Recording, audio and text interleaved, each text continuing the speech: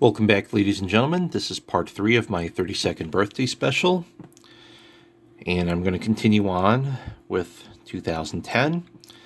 2010 saw a lot of highs and lows. The highs were particularly in the first part of that year, while the lows, later on. But there were a lot of but even so, there were a lot of improvements with me making Wheel of Fortune illustrations.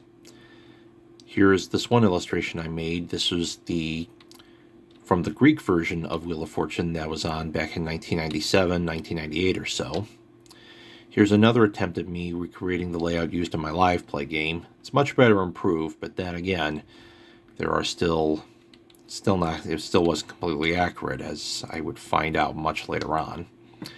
Here's a layout that Game Show Network, or GSN, used back in September of 2008. When they were announcing that they were going to have a marathon of Wheel of Fortune illustrations. And their icon, their watermark, was decorated to make it look like a spinning wheel. Now, for reasons I don't want to get into, it wasn't until early 2010 that I was able to make this. But I was really, really happy, nonetheless, with how this came out. This is one of the layouts used on Macedonia's version of Wheel of Fortune back in the late 2000s, early 2010s. What I really liked about that, I really like this one. I had to use 2 fonts to make this, and I had to use a lot of auto shapes and word arts just to make the special spaces possible. Some of you who live in Turkey, if you're watching this may look very familiar to you. And you're asking, and you may very well be asking me, you actually made this? You're actually the person who made this? Yes, indeed, ladies and gentlemen. It was me who made this back in 2010. And it was very... so I made this, put it up, and I didn't put this up over at Wikipedia, but somehow it found its way to the net, and people in Turkey have been using it like crazy. In fact, the actual version of Wheel of Fortune used this illustration as an edible cake graphic back in 2014. So I just about 4 years after I made this. So when I saw that, I remember being very delighted and very happy. And then you had some other people in Turkey using this for slime videos. And when I saw that, I didn't know what to think of it at first. Since this wasn't the kind of ideal use that I was making these for. But eventually I realized, you know what? They're having fun with these illustrations, and that's the number one thing that matters to me. I make these, I realize it's been staring me in the face the whole time. It's like, oh, this is why I make this stuff, so other people can use and enjoy them. And that gives, just seeing these illustrations being put to good use, this is why I continue to make these illustrations to this very day. But like I said, this is one of my most popular illustrations in Turkey. Here's one with the wedges, a couple of the wedges recolored. But I didn't know how to make them sparkly until later that same year. Before I show you what I mean by that, here is a layout that I used. It's a skin that's intended for use on Parker Brothers' Wheel of Fortune board game from 1999. I made a whole bunch of these. This was the first of them. But now you have the sparkly effects.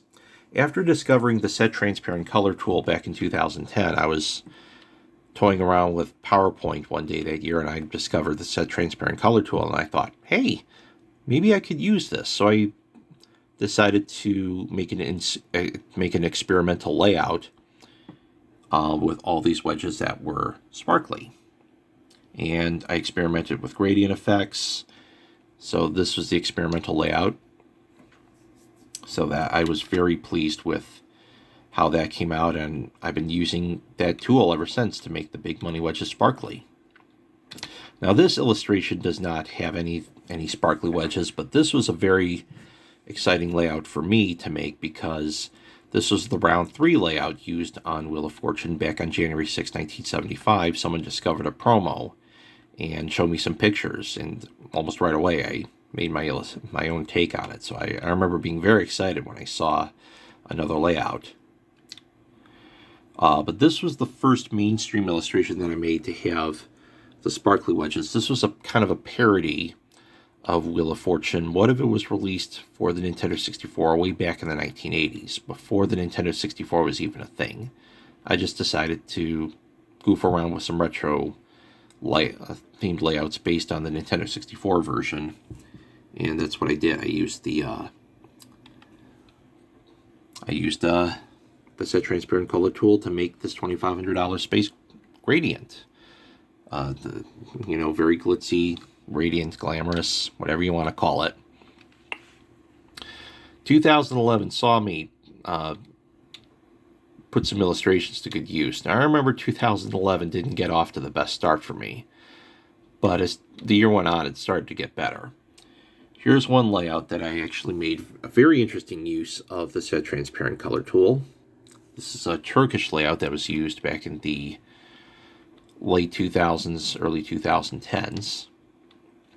This is one of my more favorite illustrations from that year.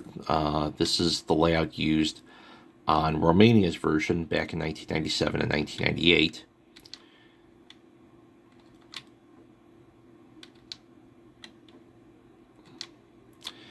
Uh, 2012 saw me experiment with some more ideas. This was based off of the Schoolhouse Rock song Little 12 Toes, rather than using the number system that we have.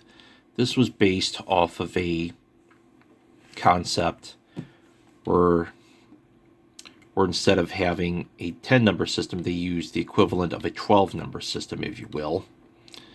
So as you can notice, I made a few modifications. So you have, according to the song, you have 1, 2, 3, 4, 5, 6, 7, 8, 9, and then you have deck, and then you have L, and then you have Do, which is basically what they call 10.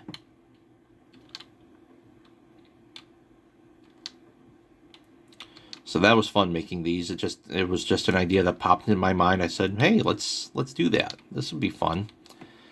This is my first ever time I used a lineless, went lineless. This is the center of Spain's version of Wheel of Fortune back in the mid-late 1990s. I saw some photos of the set, and it reminds me of the kids' version of Wheel of Fortune, Wheel 2000. So that was pretty. So I used a photo, and I made this layout. But I just decided, just for the heck of it, say, hey, let's do lineless. Make the little wheel layout at the center lineless. Now, late 2012, I remember, was a really good time to be a retro Wheel of Fortune fanatic, because we saw the Shoppers Bazaar pilot in its entirety, as well as one of the pilots, 1974 pilots with Ed Burns, the late great, also in their entirety. Shoppers Bazaar used only 3 layouts. One that was used in the intro, the second was used for rounds 1 and 2, and the third was used for rounds 3 and 4. But I decided to come up with what if concepts. What if the rounds 1 and 2 was used only in round 1 only, that had a top value of $500. Round 2, rounds 3 and 4, which had a top value of $1,000. What if that was used in round 2? What if they had a round 3 layout with $1,500 as top value? So that's what I did here. And then round 4 with $2,000 as top value. This is a recreation of the layout used in late 1975 when the show decided to experiment with an hour-long format. This is the only layout that we know for sure. A very grainy clip from that episode surfaced. We know that episode exists. We just need to see it.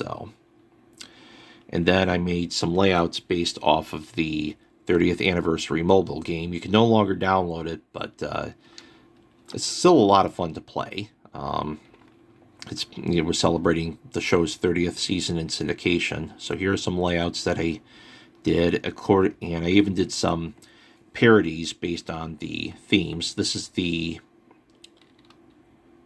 This was kind of like the current layout that they had, then current. And then you see this layout.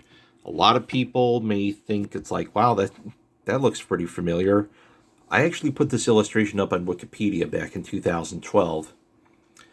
And the reason for it was because 650, which had not been used as a playable dollar value since 1979, it was making its return. So that's why I put it up on Wikipedia, because I was just so excited about its return. And people have been using it like crazy. I didn't commission this. Someone just saw it at Wikipedia and put it onto a mouse pad, and I decided to buy the mouse pad. And it's been used a whole bunch of times, and it's really nice that people are having a lot of fun with this illustration that I made. I'm really excited and very happy about it.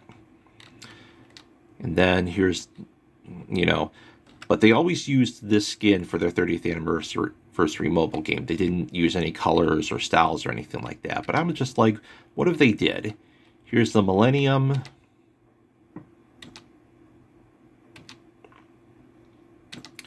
Here's the 90s layout, specifically 1996.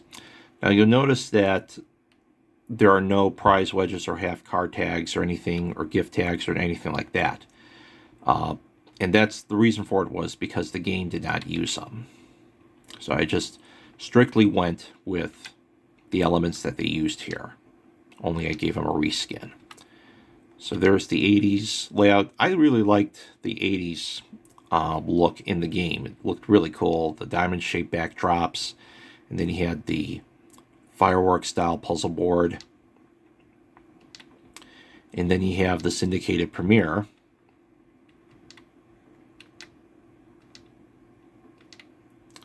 And then here are some layouts used in a mobile game called Lucky Wheel. It was kind of one of those Wheel of Fortune clones. I downloaded it into my phone, played a little bit of it, and I made wheel layouts based off of it.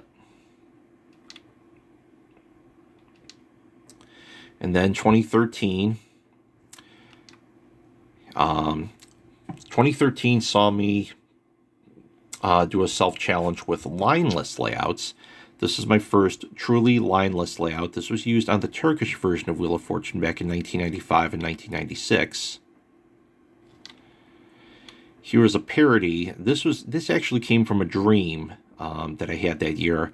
After seeing the, I remember seeing a dream where I was watching the pilot, and the host, Ed Burns, was saying, yeah, we have these values, we have 1,000, we have 2,000, we have a $3,000 space. And I remember the $3,000 space was right next to a prize wedge marked car. And soon after that, the dream just somehow ended. This is a layout used on the box art of the British board game version of Wheel of Fortune. So I made a layout based off of that. This is the layout used, this is a prototype layout used on the Nintendo 64 version of Wheel of Fortune. They have a lot of values here. 150's here, 1,000 is here, 5,000, the top value. You even have 650, 850, and 950 here, which is pretty nice. And I decided to improve upon my icy Wheel of Fortune illustrations from 2009. I used some value vectors and added some more values. For example, 1250 was not in the 2009 counterparts. So I decided to use every 3-digit multiple of 50 for these layouts. I even had some values that I didn't use back in 2009, such as 1250. I don't think I used 2000 at all. Or 950, so I decided to do that. 2014 saw me making some custom layout skins for Pressman's Deluxe Wheel of Fortune games. This is the first of them. I did a few changes. For example, you're not going to have a tan free spin next to a tan 100. Instead, I colored the 100 orange.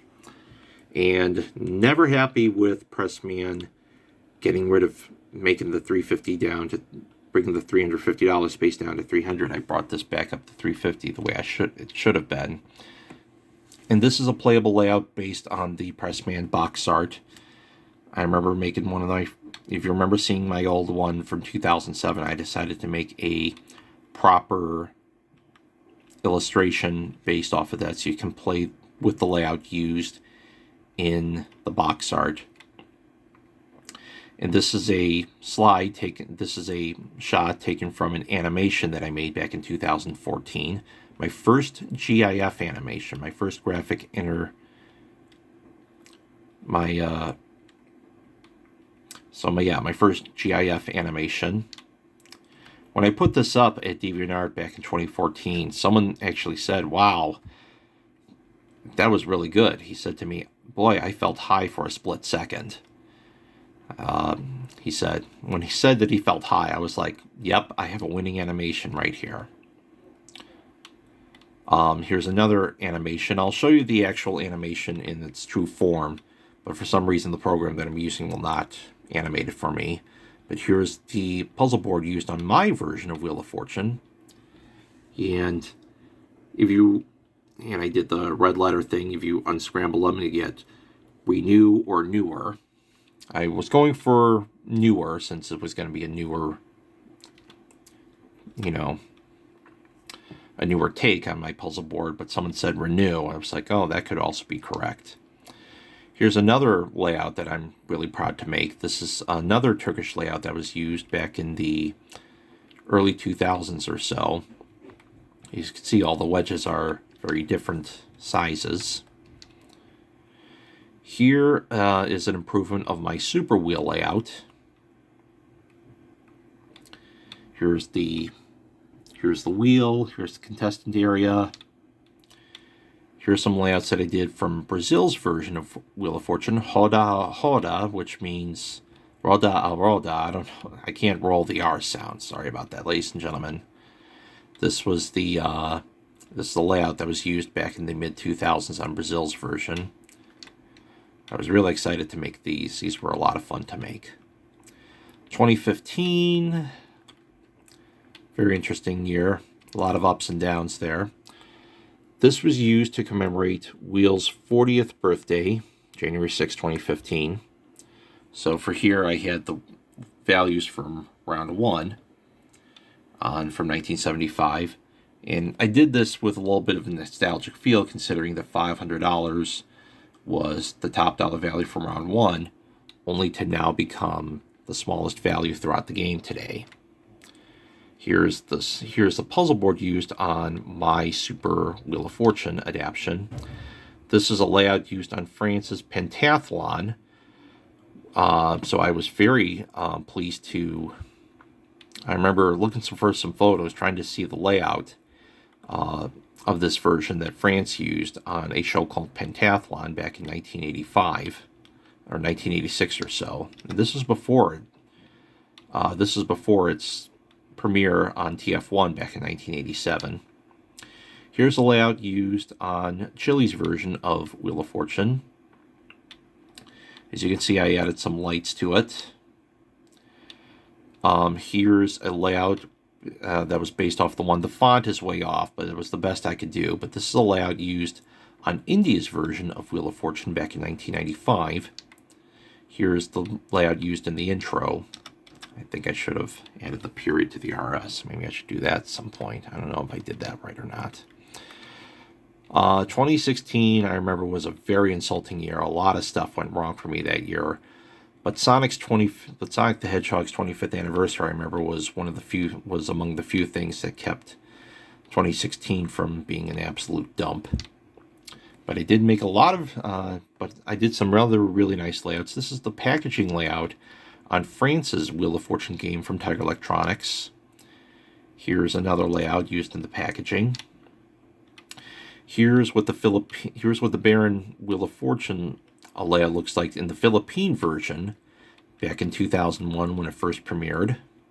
And I even decided to do some more what-if concepts. What if the pilot version, the 1974 pilots, instead of using 4 layouts, they use 6 layouts. So here's my idea for round 5. 850 and 950 would be seen here, which would be nice. And here's round 6. And then someone who lives down in Brazil asked me to make some layouts used on Brazil's version when it was known as Roletrando, which is a portmanteau of roleta, which means roulette, and soletrando, which means spelling of vocabulary. I saw some shows back in 2016, and I made some wheel layouts based off of them.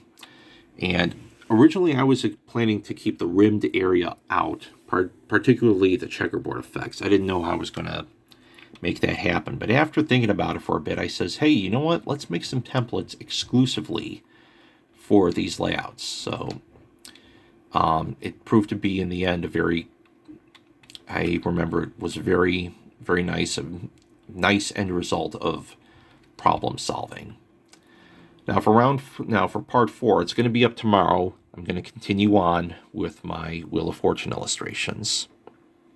So I will see you tomorrow, but enjoy the 3 videos I have to show you today.